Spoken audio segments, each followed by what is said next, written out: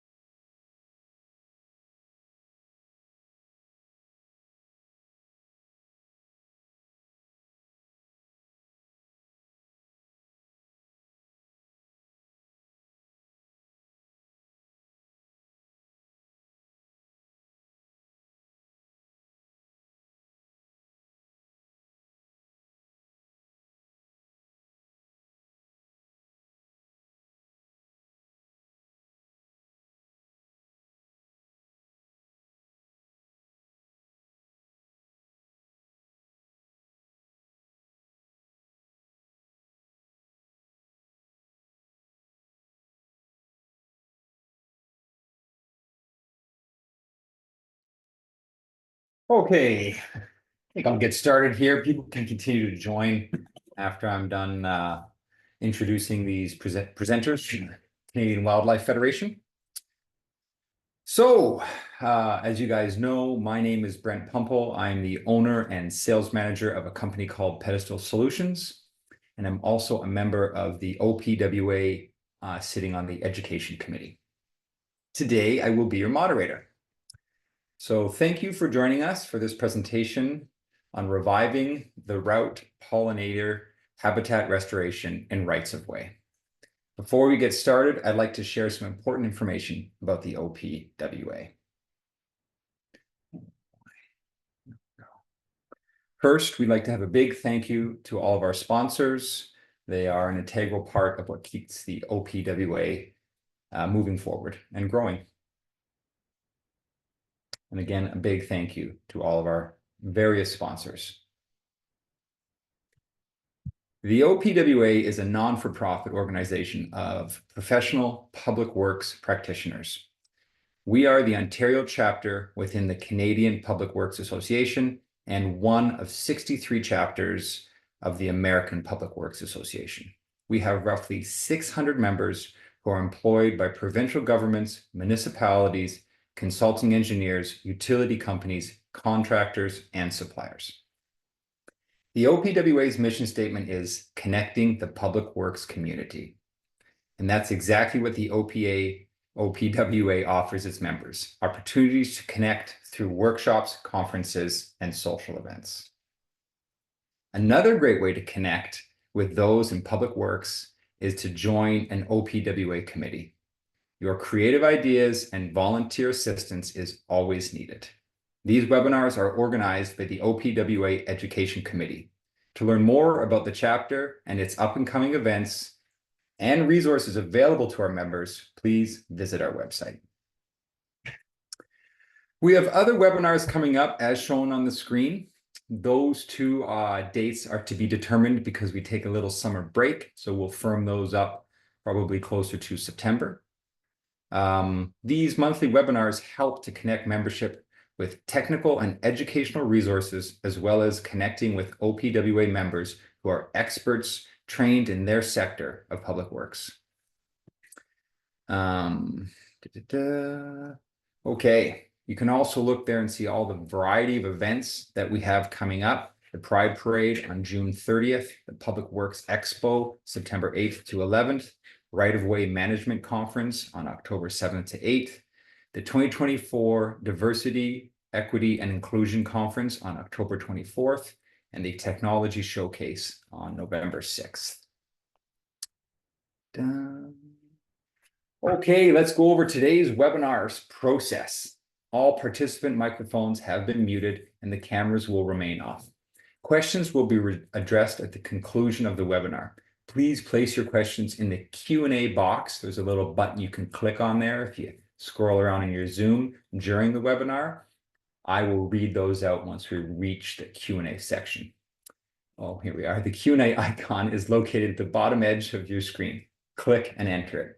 Today's webinar duration is 1 hour. All righty. So with that, I'd like to formally introduce our presenters from the Canadian Wildlife Federation. First, we have Michelle McPherson. She is a wildlife biologist at the Canadian Wildlife Federation working from Halifax, Nova Scotia. She is the project coordinator of the Rights of Way and Monarch Habitat Restoration work in Southwestern Ontario. Michelle has a master's in science from Acadia University in landscape ecology of peatland dragonflies and more than 20 years experience in ecology research, writing, and conservation, including conservation planning for protected areas, species at risk, creating biodiversity standards and best management practices, and environmental assessments. Our second speaker today is Vicky Papuga.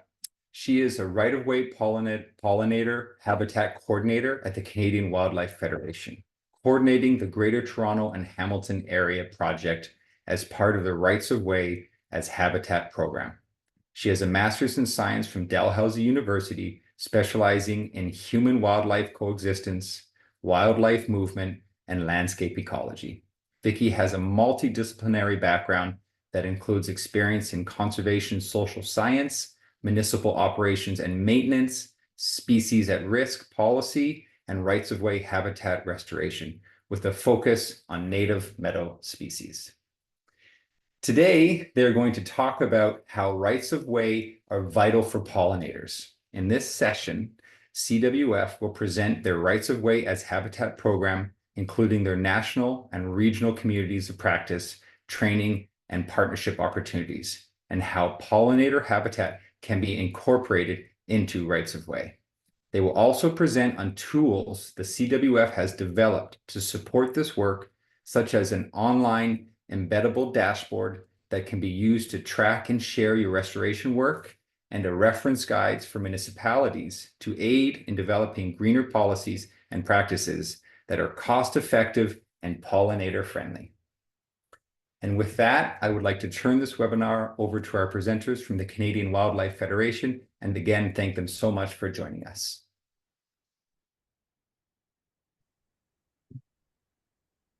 Thanks very much, Brent.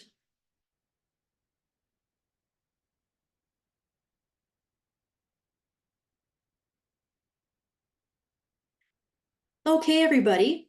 Thank you so much for having us. Vicki and I are really pleased to be here to speak about one of the programs that we work on. For the last 6 years, we've had this program that connects pollinators into public workspaces, such as rights of way. And we're at the point of seeing some really good results on the ground. So we're very keen to continue collaborating with more people like yourselves. And it's always helpful to start with an overview presentation. So that's what we are going to do today. Next slide, please.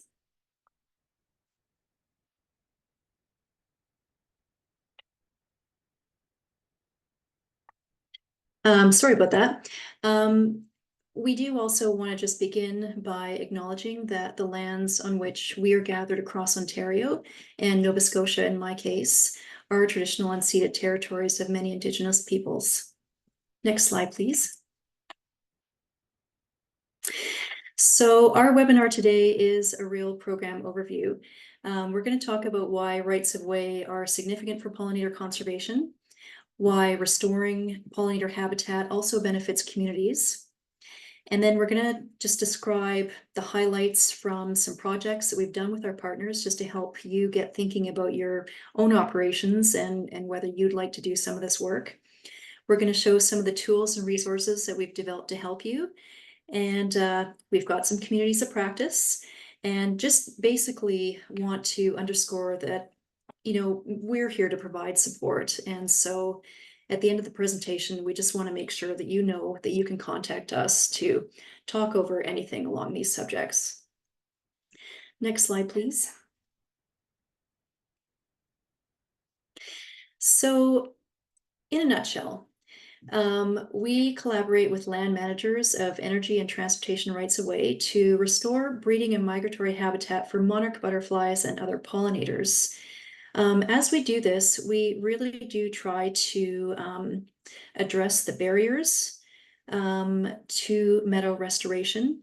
So we find that many of our partners sort of start out feeling that they lack knowledge and experience. There can certainly be a lot of difficulty accessing specialized technical advice or funding. And so basically our program just aims to provide all of these things to the organizations that want to do this work. Next slide, please.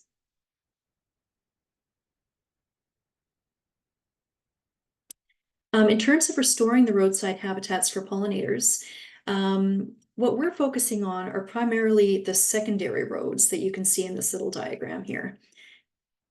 Oh, did we go one slide too far, Vicki? Are you on the corridors? Yeah, this is the main slide afterwards. The other slide doesn't come up. Oh my gosh, it wasn't. Okay, that's interesting. Okay, sorry about that, everybody. So just block this one out for a second, and I'll talk to you first about roadsides. So basically, I wanted to show you a diagram about roadside habitats along with this one for the corridors. And essentially, in terms of restoring roadside habitats, what we want to focus on are the secondary roads that have, you know, 2 lanes and speeds that are less than 80 kilometers an hour. Obviously, cars that travel on roads do hit and kill pollinators. And even though some research has indicated that the net effect of pollinator roadsides is still positive, we want to reduce road mortality as much as possible. So in addition to focusing on these slower roads, we also recommend that only one side of the road be restored so that pollinators are less likely to cross and end up being killed in the process. So next slide, let's go to the one that shows up here. Okay, so this is the one that shows utility corridors. And just to make the point that we are primarily working right now with the hydro corridors. We've had a really positive working relationship with Hydro One so far. The nice thing about the nice thing about restoring these types of rights of ways is that the meadow habitat that we want to create is really compatible with the corridor requirements to keep vegetation at low heights for the maintenance of the infrastructure. So for those of you whose municipalities might be leasing some land along hydro corridors, these can also be terrific places to get more native flowers blooming on the ground. Next slide, please. Thanks, Vicki. So as I said, rights of way are a really good place to create new pollinator habitat. And that's because these spaces are already being managed for the conditions that are required for meadow restoration. So for example, they're being managed to, remove trees and shrubs and invasive species. They accommodate meadow habitat really easily because the type of meadow habitat that we're creating is more of a mid-height community consisting of native flowers and grasses. Pollinators will use the native flowers for nectar and pollen for food, and many of them also use the grasses and even the bare ground within these meadow habitats for nesting. Another really helpful aspect of concentrating on rights of ways is that they're owned by entities that we can partner with. And all in all, they also add up to really significant amounts of land that are not really being used for any other purpose. So when it comes to pollinator conservation, these are really good spaces to focus on. Next slide, please. So there's one pollinator that we're especially oriented around, and that's the monarch butterfly. Next slide. One of the most important aspects of our program for a biodiversity perspective is that it's aiding in the recovery of monarch butterflies.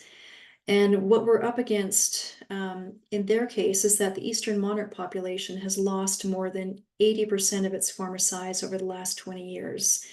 And monarchs are now considered to be endangered under the Species at Risk Act in Canada. That was a new listing. Next slide. The main breeding habitat for monarchs is open fields and meadows that contain a diversity of wildflowers. Monarch butterflies lay really tiny eggs on milkweeds, which is their only host plant. And then the caterpillars munch on milkweed leaves until they grow. Research actually indicates that it takes more than one stem of milkweed to grow a caterpillar to adulthood. So because of this necessary habitat association, our pollinator habitat restorations on rights of way always include a few species of native milkweeds as well. Now, the reason I wanted to show you this slide is because it basically maps the breeding range, the summer breeding range of the monarch butterfly in Canada. So, monarchs arrive in Canada in late spring. They depart in the fall when they're going back to Mexico. But in between, they mainly use two provinces as their breeding areas. And those are the ones that you see in the map in dark orange in southern Ontario and southern Quebec. Monarch butterflies only spend the summers in Canada, and yet Canada actually produces a significant portion of the monarch butterfly population that successfully makes the journey back to Mexico. So looking at this map here, if you look at the sort of the brown color at the top, in north central 17%, northeastern 15%. So basically what this shows is the proportion of butterflies that come to those areas that actually do manage to migrate down to Mexico. And so, Canada, those brown areas don't only cover Canada, they also dip into the USA as well.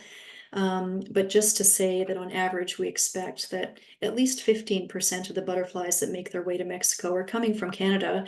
And that's really significant for an endangered species. Our right-of-way program is creating new habitat for monarch butterflies, not only for their recovery, but also because the monarch is a good umbrella species. Monarch butterflies use similar habitats as other pollinators like the bees, the flies, the beetles. So when we're establishing habitat for monarch butterflies, it can also indirectly provide for and protect hundreds of other meadow and grassland species. And that means that meadow habitat can also help municipalities and organizations meet their goals for increasing biodiversity. So over to Vicky. Thanks, Michelle, for that really great overview. I will be discussing the benefits of pollinator habitat in rights of way. So if you look at this diagram, we'll be talking a bit about carbon sequestration. This is an older diagram from 1995 that has been remade over and over again because it holds true. If you take a look to the left, there is a display of turf grass and how short the roots are associated with turf grass. Whereas if you look to the right of that and all those lovely long roots that go down into the soil, that is all kinds of different species of flowers and grasses that you use in both like prairie and meadow plantings. And what those deep roots do is help sequester carbon into the soil and keep it there. So even if there's some kind of disturbance, the carbon is not released, just as it would be with with soil that either doesn't have anything on it or something like with turf grass where the carbon is not sequestered nearly as deeply. And so keeping in mind this diagram with the next slide, another part of the benefits of restoring meadow habitat is the fact that if you think about those long roots, those also help to reduce stuff like soil compaction, and they also improve water infiltration. So those long roots will not only sequester carbon, but they help by increasing water infiltration, and which also then helps recharge groundwater. In turn, there's also the reduction of soil erosion and compaction, which can also help reduce stuff like flooding risks and water runoff and loss of soil. Another benefit of planting meadow species can be as part of a plan of reducing snowdrift. So meadow plantings can be part of snowdrift management plans. The different types and heights of plants that Michelle talked about in relation to pollinator needs also can help with keeping snow off the roads, which they can help capture snow at different levels and keep it off the road. These can be used in conjunction with other efforts that some municipalities have that include like programs to plant tree or rows of corn. That increase how much snow is captured off-road, which in turn decreases like expenditures associated with snow plowing and also reduces risks to drivers. Another benefit of meadow planting is improving reflectance in relation to how much, like, for example, an area of turf grass or an area of pavement might absorb heat, and which in turn reduces the heat island effect. So there was this cool study that was published in 2023, which found that converting a 0.36 hectare patch, which is relatively small if you think about it, of lawn to meadow not only supported like this beautiful range of biodiversity, but it also increased the relative reflectance of the area by about 25 to 34%, which meant that the heat was not being absorbed and held near the ground. So these kinds of meadow plantings can increase things like ambient moisture and retention of soil moisture and increase the cooling benefits. So they can help alleviate the heat island effect while also being an effective way of managing vegetation where woody canopy, such as what is used in like urban tree canopy projects, is inappropriate. So like under transmission line, for example, or where other infrastructure may be otherwise compromised by woody vegetation.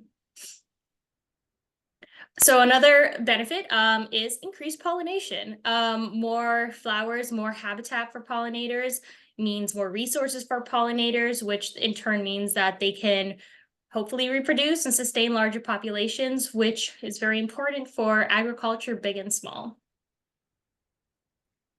Another important aspect to meadow planting and what it can do to benefit municipalities and other organizations is a reduction in maintenance costs over the longer term.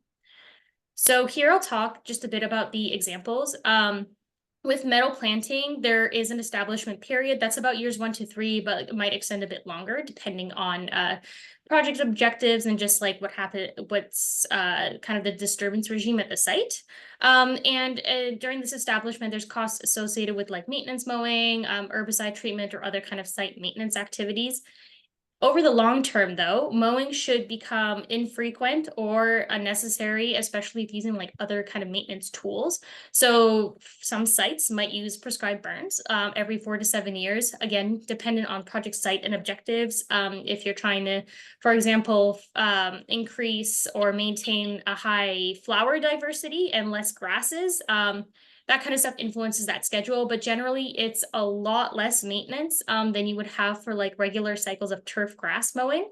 So an example from like the Texas Department of Transportation is that traditionally they had about 4 to 12 mowing cycles per year, which equal to about $160 to $960 per acre per year.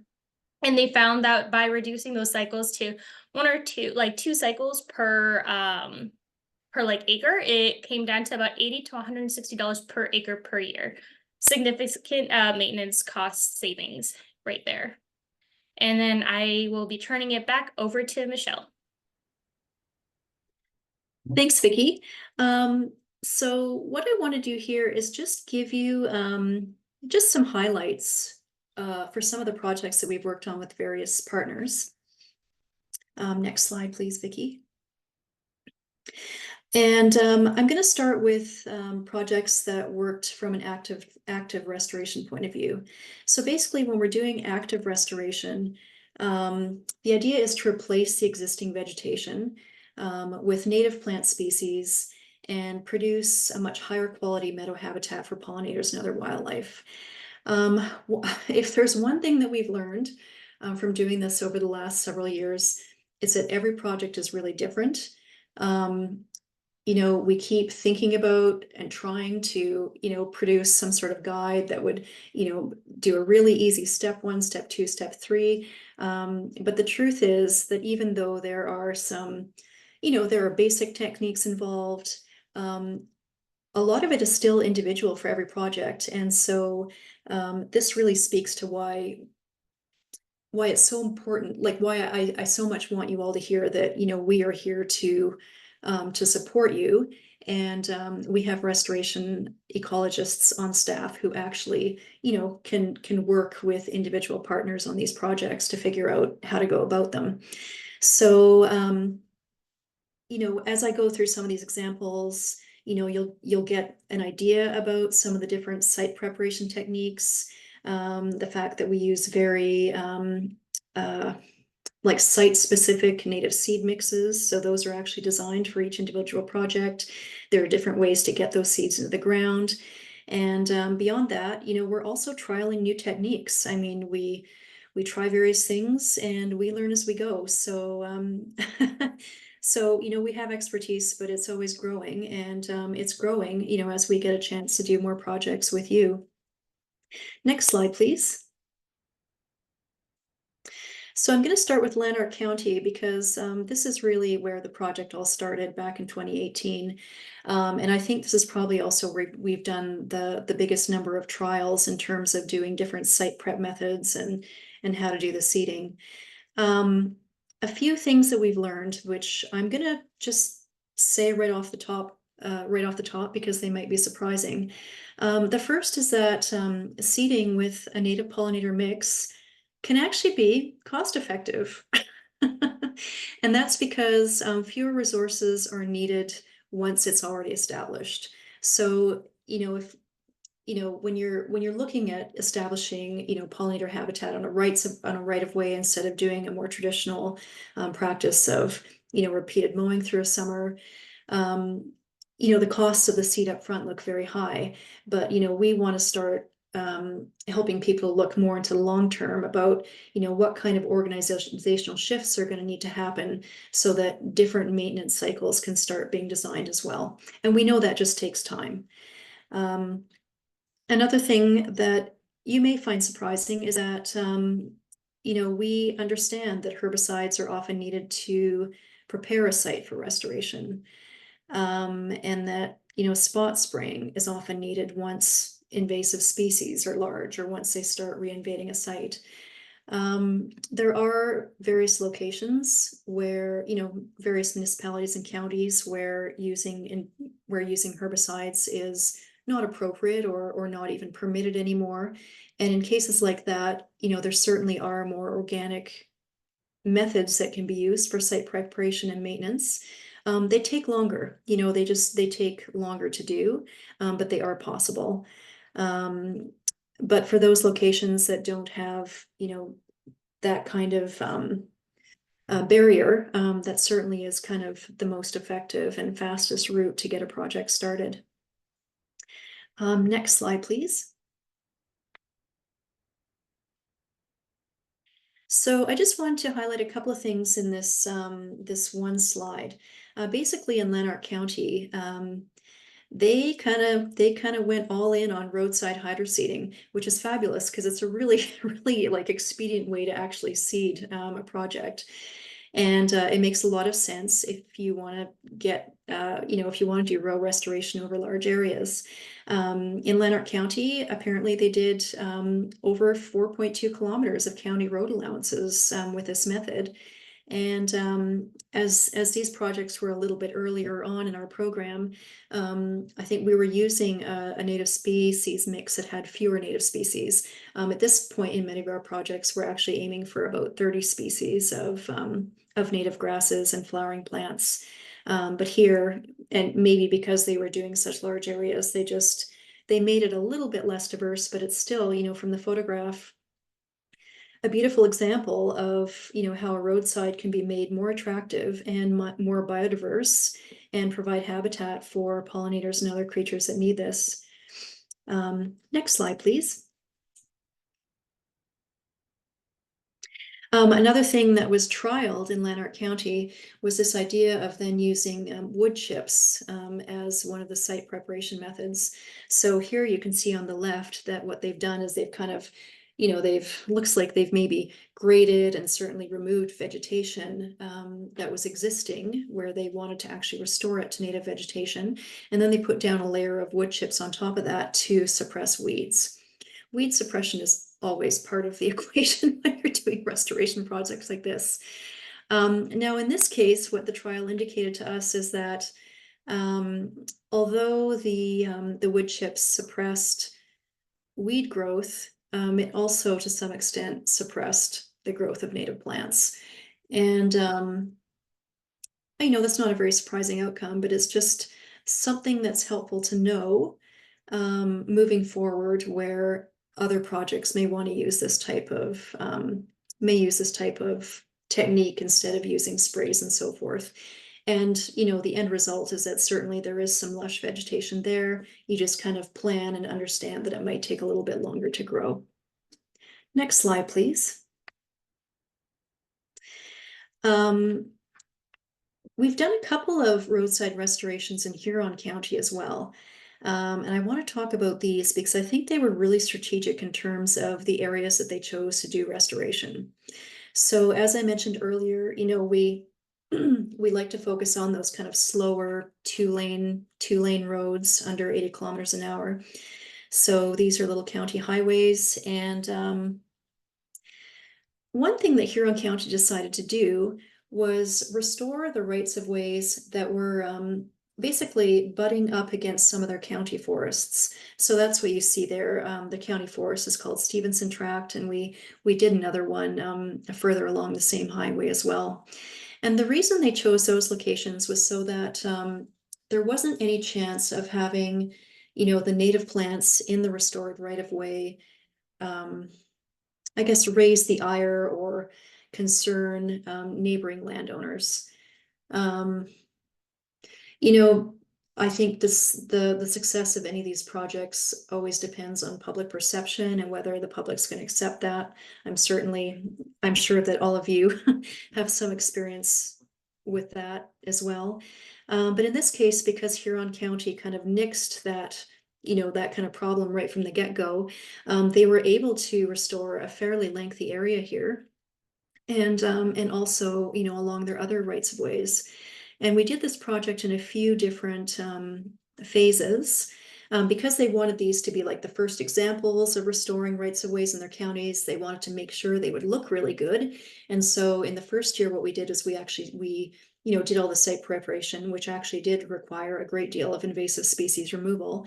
And then we seeded the areas. And then the following year, we came through and we actually provided some native plant plugs, so just little seedlings of the flowering plants, and they planted those in the rights of ways just to sort of get the flowers up and blooming for the first year, just to make it look a little prettier as people were starting to go by these new areas. And so that's been really successful.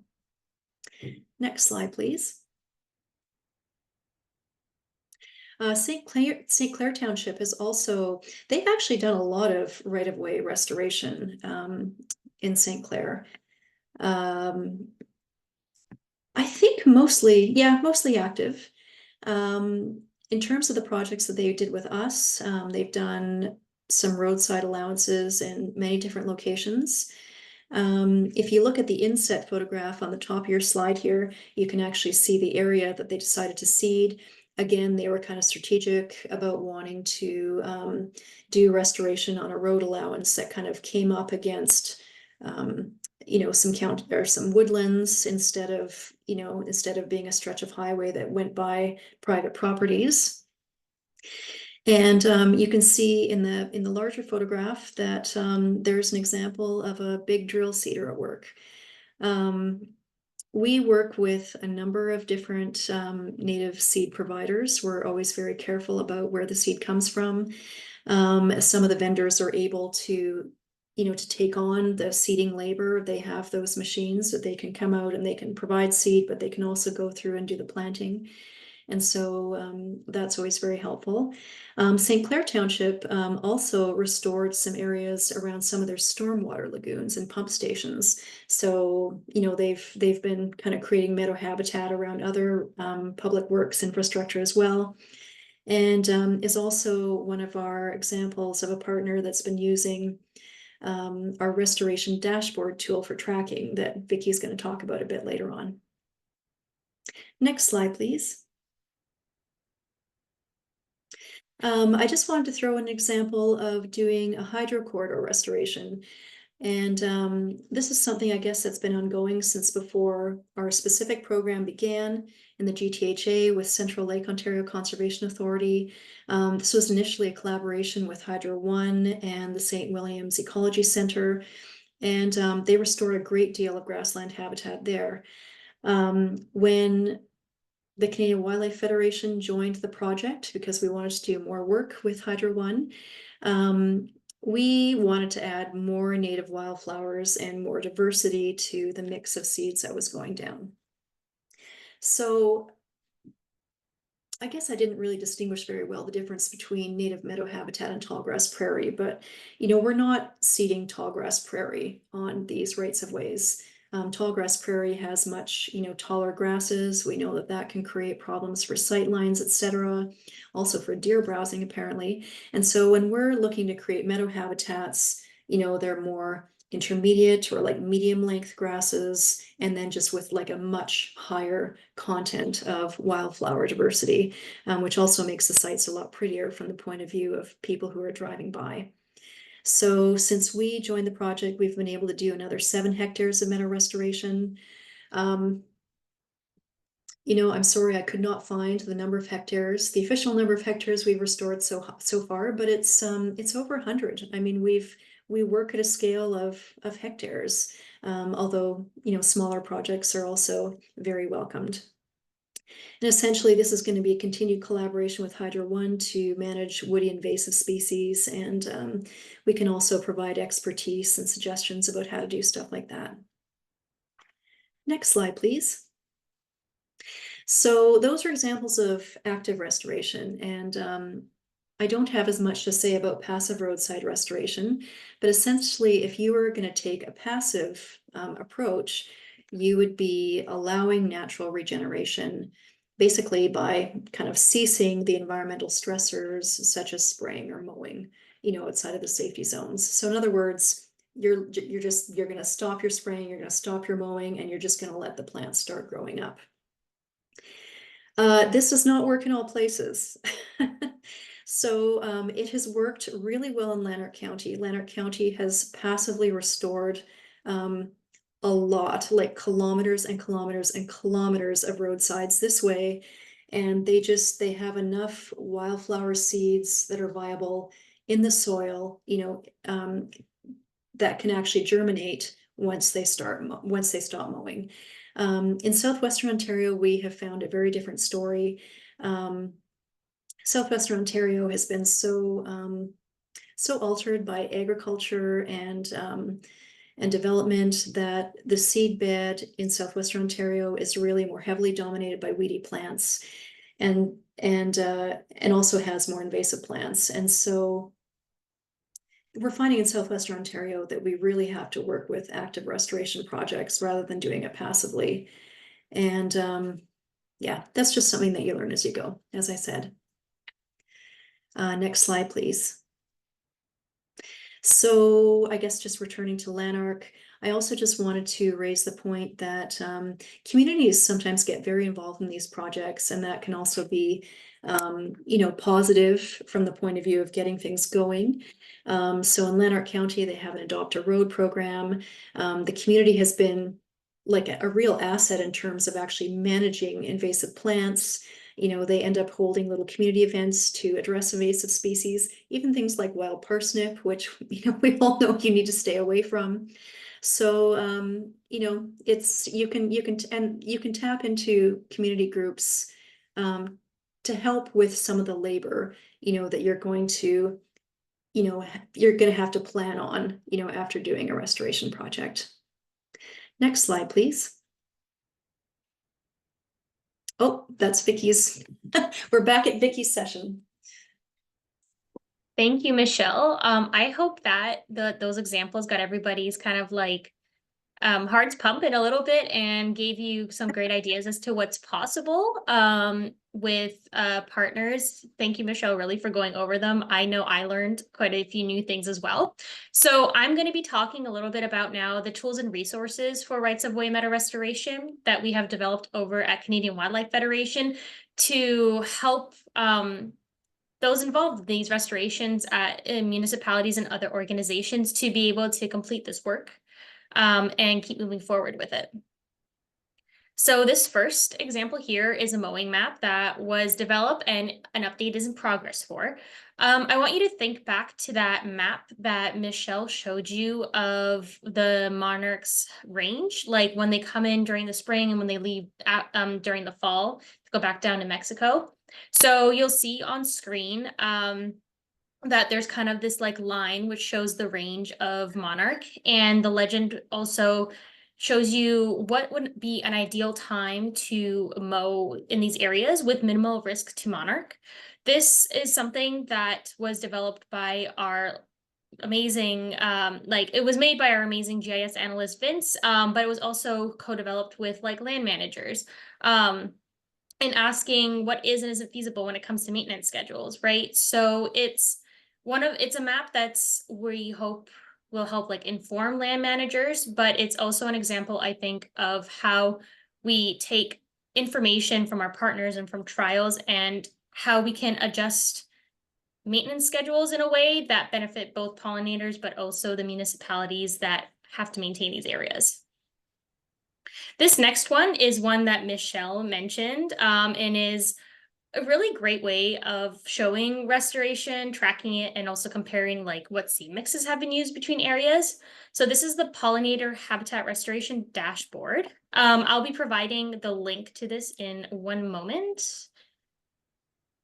But so what this is that it is embeddable on web pages. And it's a great way for organizations to communicate the work they have done and continue to do when it comes to restoration. So we currently have the County of Lanark, which Michelle spoke to, Township of King, and the Township of St. Clair that Michelle also spoke about. And you'll see in this screenshot of it that you have like these different restoration details. It kind of tells you the total amount of area that's been restored, both in view and the total amount.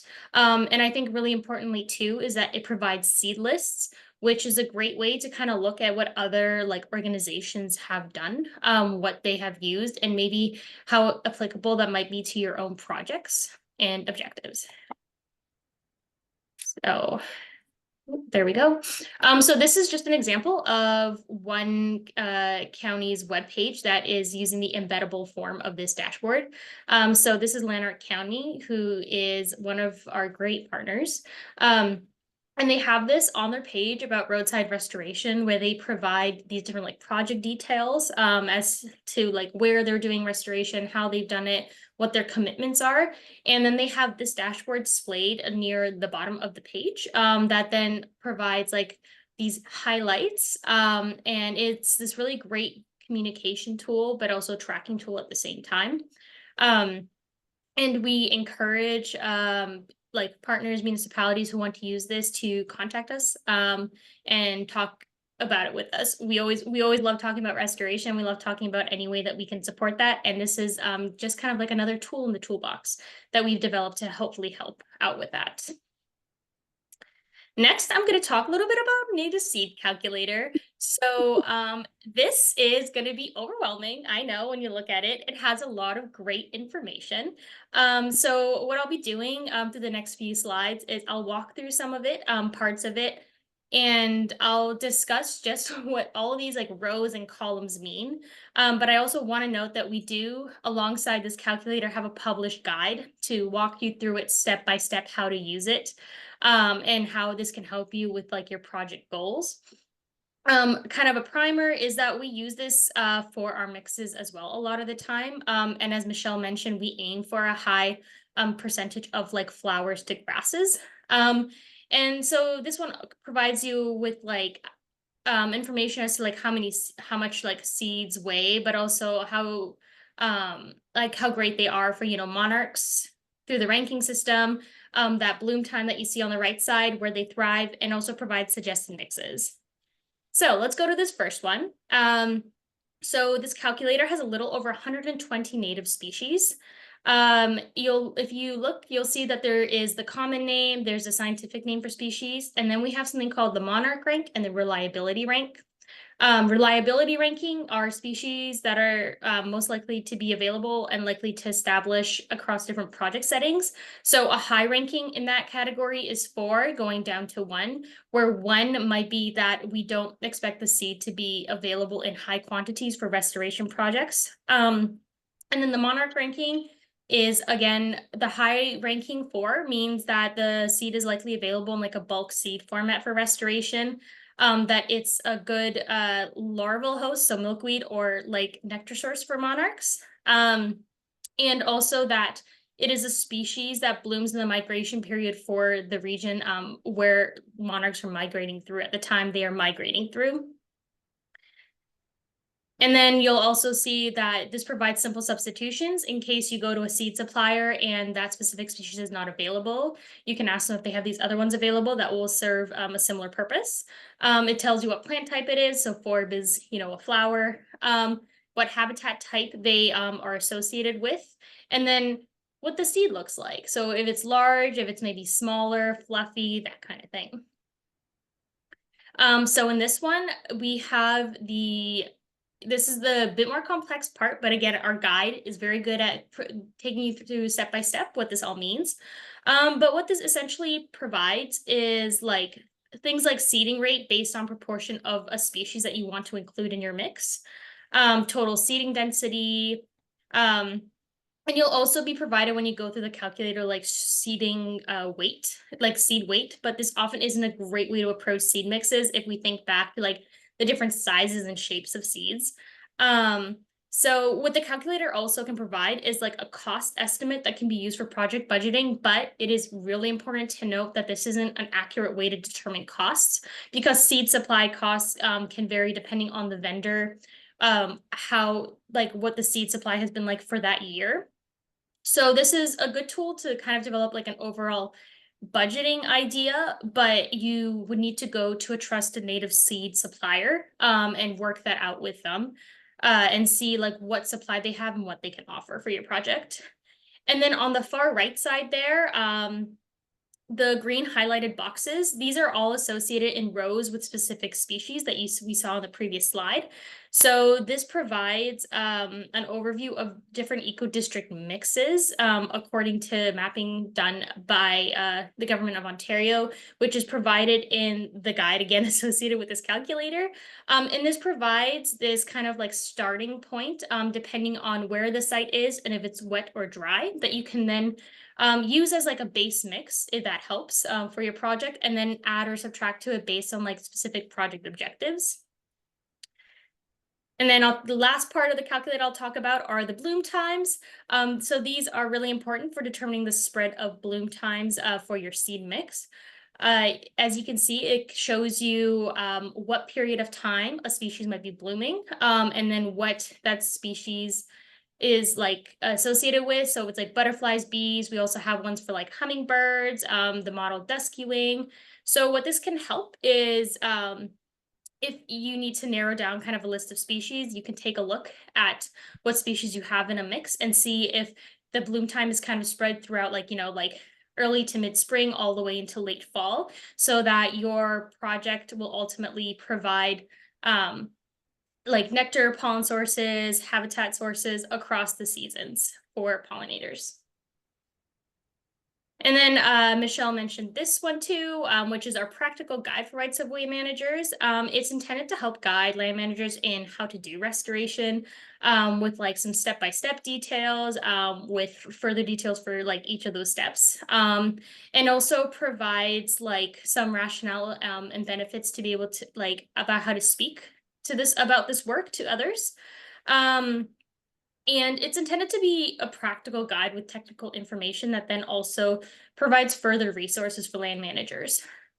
And kind of in lockstep with that, this one speaks to our program's goal of organizational change, where we want to promote change to like maintenance and management approaches that aren't just like projects that are one-off, but that in the long term are management practices that can benefit pollinators, and that are embedded in like the strategies and policies of an organization. So we recognize that it takes a lot of hard work to restore pollinator habitat, and we want to help make sure that these projects spur like further change at organizational level, where this kind of like maintenance and management for pollinator habitat is the new norm. So this guide helps by providing like rationale and also wording for like all these different kinds of plans and like policies to help with enshrining that organizational change from kind of like that top-down level. And I think we are back to Michelle. Thanks, Vicki. I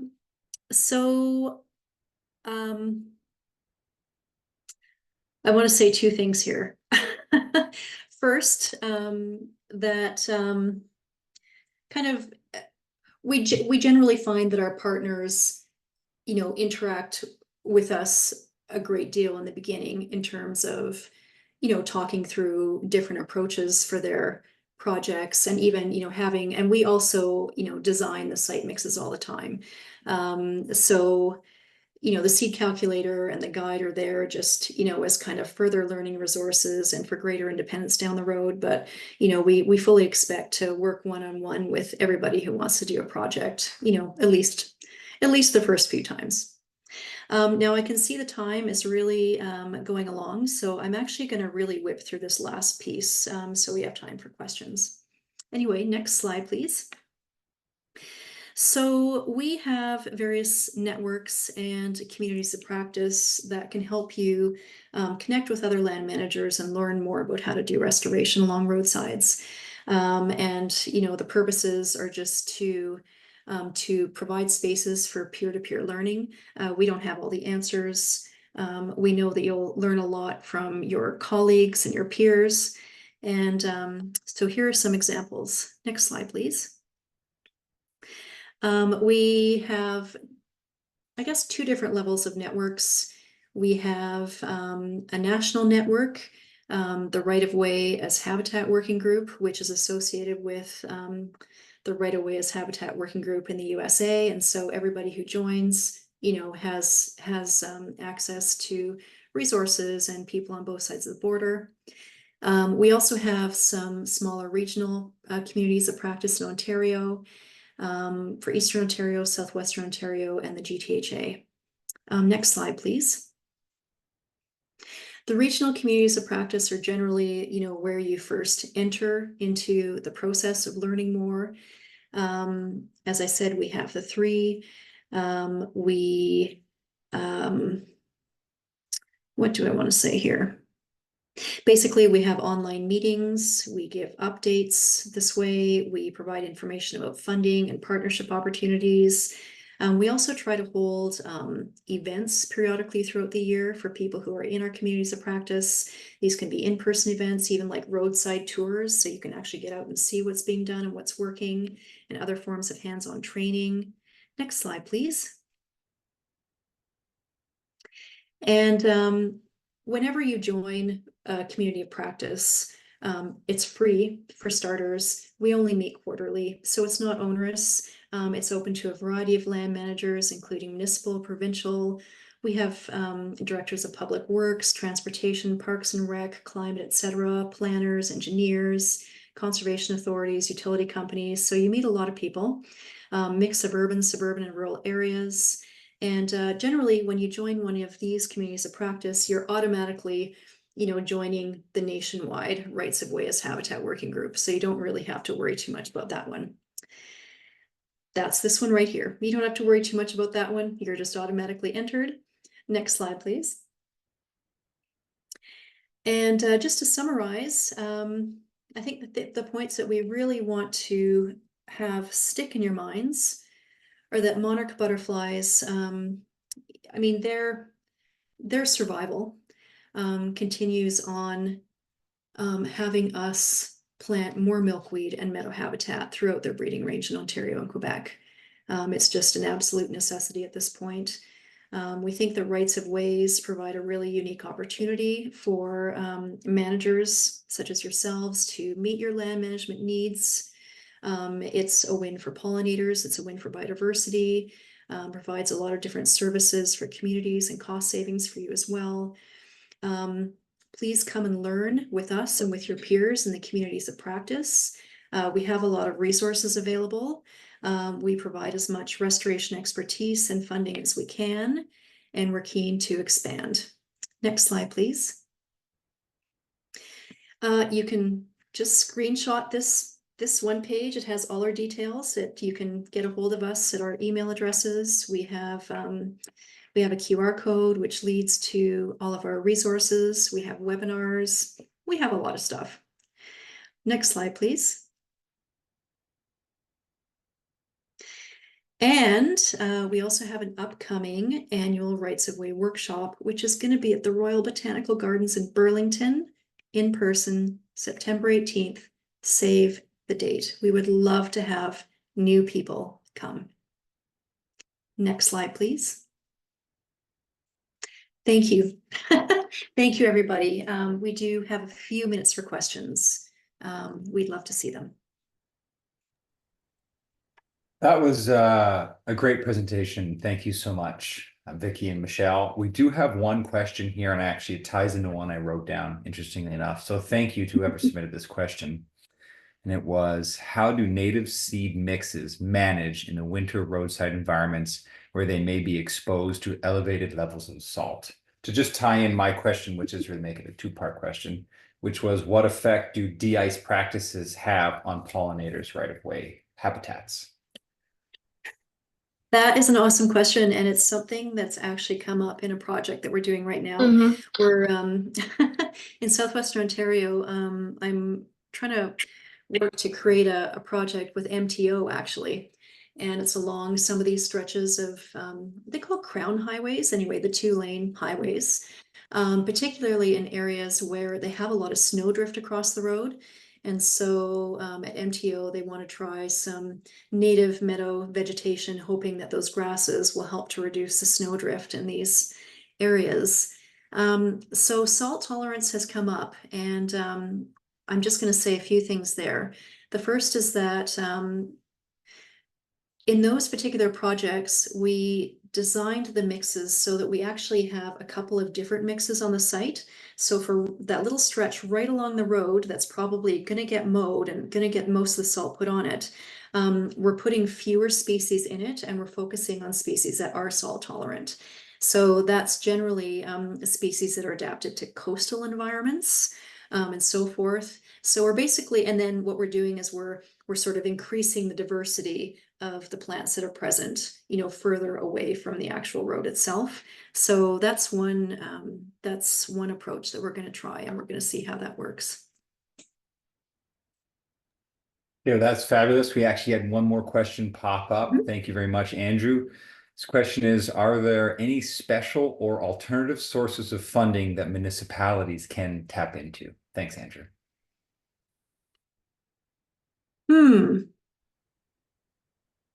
Well, you're certainly welcome to join one of our communities of practice and tap into our funding. You know, that we have available. Our funding it comes from different sources. Some of it is federal. In Vicky's case, in the GTHA, it's coming from the 407. We also have funding coming in from private donors who want to see pollinator habitat get done on the ground. So, you know, you can come through us to access what we have available. And I don't know, Vicky, if you have any other suggestions. Yeah, I mean, it's a great point on joining the communities of practice, as that's those kind of mailing lists are where we share this kind of information, because we do get this question a decent amount. And it's also a way for you to connect with peers about funding sources that they might know about because they're at the municipal level. We are always happy to talk about projects if we can do them under our, like, the different funding streams that Michelle talked about that we have. We are also looking for larger projects as well right now. So if you have an idea, even if it's just an idea right now, please feel free to contact one of us and talk about your project and see what we can help you with. But yeah, as for off the top of my head, when it comes to funding, there's like sources like the Federation of Canadian Municipalities, that kind of stuff to watch out for, specifically if you're a municipality, where you might be able to fund at least like parts of the restoration as part of other maybe like capital projects and stuff like that. Thanks so much. I actually worked a little bit in that sector locally here in Georgina, and my answer specifically locally would be your local conservation authorities often run some funding programs. I'd highly recommend touching on them. And then there are some non-for-profit private agencies. In my case, there's the Ladies of the Lake that are on Georgina, and they have some great funding resources, and they do like to tap in, or say team up with local agencies to help promote a funding program. And oftentimes it's restoration that they're looking to fund. That's great to know. Yeah, and sometimes in our individual restoration projects, you know, we end up getting, you know, we might be working, for example, with a county or with a municipality, but then, you know, the conservation authority comes in and it does, you know, it can take care of, you know, some of the spraying, some of the site prep, or just, you know, some aspects of it. And so, you know, we end up having, you know, multiple helpers, you know, for some of this work. It's just, you know, this stuff is happening and it's working and we're learning, and we want to hear from more of you and yeah, get more seeds into the ground. Just our contact information again. Feel free to reach out. Perfect. Thank you so much. I also wanted to say I've been to that Royal Botanical Gardens in Burlington, and it is a beautiful location. So that event there, I think it was September 8th to the 11th. It's 18th, so it's one day, and we don't charge admission. That's also another thing. So it's a free workshop to come and attend. That is a great one to attend if I could recommend it to anybody. Okay. Thank you so much. This really was a great presentation. I learned a lot. I really appreciate it, Michelle and Vicky. I don't see any further questions. So with that, guys, I'm going to conclude today's webinar. Yeah. Thank you. Thanks, everybody. Take care, guys. All the best. And thanks again. Bye. Bye, everybody.